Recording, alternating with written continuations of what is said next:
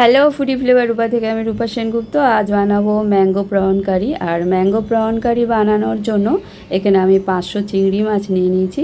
আর চিংড়ি মাছগুলোকে ভালো করে পরিষ্কার করে ধুয়ে নিয়েছি।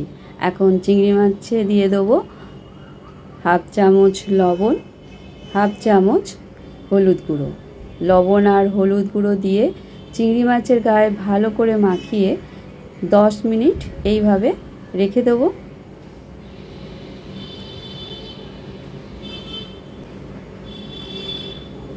ইন্ডাকশানে কড়া বসিয়ে দিয়েছি, কড়া গরম হয়ে গেছে। কড়াই দিয়ে দিলাম 2 টেবিল চামচের মতো সাদা তেল। সাদা তেল গরম হয়ে গেছে। এখন দিয়ে দিচ্ছি চিংড়ি মাছগুলো। চিংড়ি মাছগুলোকে খুব বেশি ভাজবো না, রং চেঞ্জ হওয়া অবধি ভেজে নেবো, না হলে চিংড়ি মাছ শক্ত হয়ে যায়, খেতে ভালো লাগে না।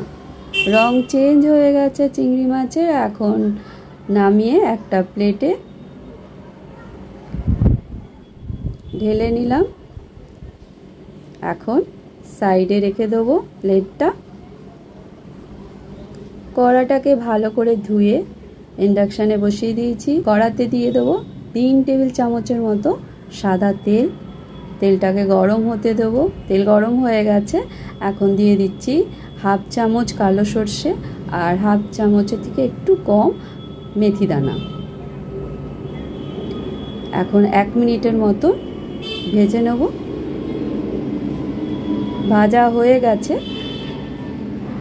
খুব সুন্দর একটা গন্ধ বেরিয়েছে। আর দিয়ে দিচ্ছি একটা বড় দেখে পেঁয়াজ, পাতলা পাতলা করে কেটে রেখেছিলাম।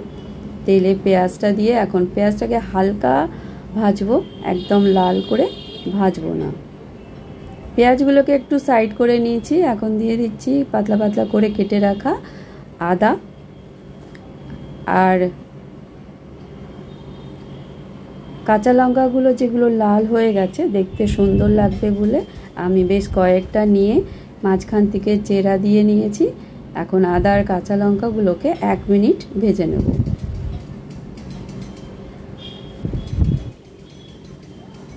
ভাজা হয়ে গেছে। এখন পেঁয়াজগুলোর সাথে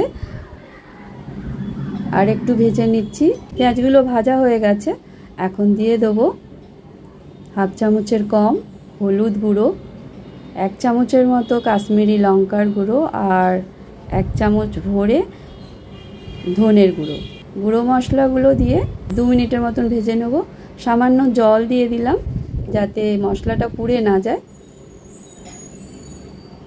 2 মিনিট ভাজা হয়ে গেছে। এখন বড় বড় টুকরো করে কেটে রাখা 2টো বড় টমেটো আমি দিয়ে দিলাম। টমেটোগুলো দিয়ে এখন ভালো করে নাড়িয়ে হাফ চামচ লবণ দিয়ে দিচ্ছি যাতে টমেটোগুলো তাড়াতাড়ি সেদ্ধ হয়ে যায়। আর লবণ দিয়ে ভালো করে নাড়িয়ে ঢেকে দিচ্ছি 5 মিনিটের মতো। যতক্ষণ টমেটোটা ভালো করে সেদ্ধ হচ্ছে, এখানে আমি একটা আম বড় বড় টুকরো করে কেটে রেখেছি, খোসা ছাড়িয়ে। এখন মিক্সার জারে দিয়ে একটা পেস্ট বানিয়ে নেব। পেস্টটা রেডি হয়ে গেছে, সাইডে রেখে দিয়েছি।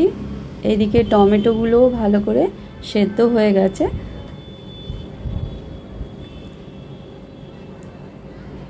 এখন দিয়ে দিচ্ছি আমের পেস্টটা।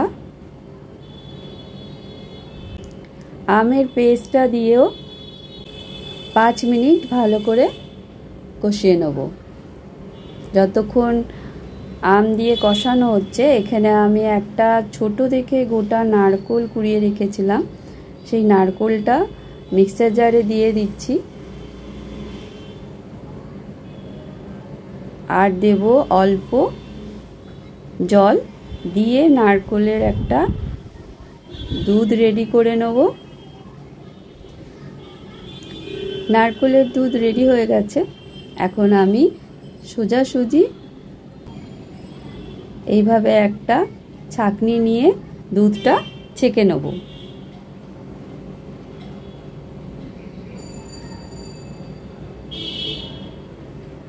চেপে চেপে হাতা দিয়ে এইভাবে দুধটা একদম কড়াতে দিয়ে দিচ্ছি। নারকেলটা দিয়ে আরও একবার দুধ রেডি করে নেব। আরও একবার জালিতে দিয়ে ভালো করে হাতা দিয়ে চেপে চেপে দুধটা একদম কড়ায় দিয়ে দিচ্ছি।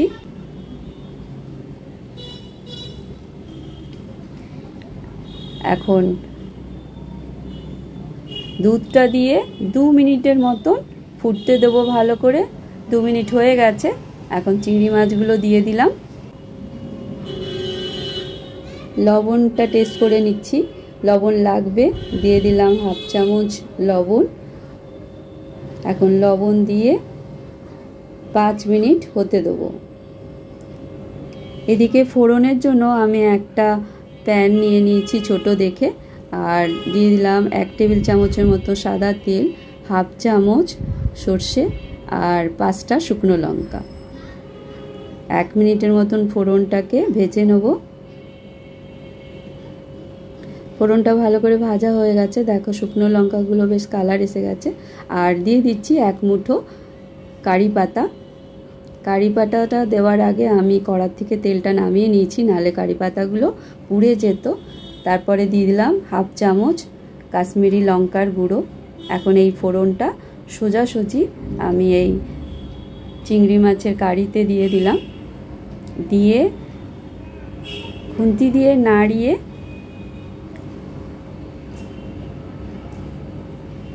ঢেকে দেবো, যাতে গন্ধটা খুব ভালো করে কারিতে মিশে যায়। দেখো 5 মিনিট ঢেকে রেখেছিলাম, এখন খুলে দিয়েছি। সার্ভ করে দেখাচ্ছি। প্রথমে আমি একটু চিংড়ি মাছ এইভাবে প্লেটে দিয়ে দিলাম, আর নারকেলের খোলে রাইস সার্ভ করেছি, আর পাকা আম দিয়ে। ভিডিও যদি ভালো লাগে লাইক শেয়ার সাবস্ক্রাইব করে দিও।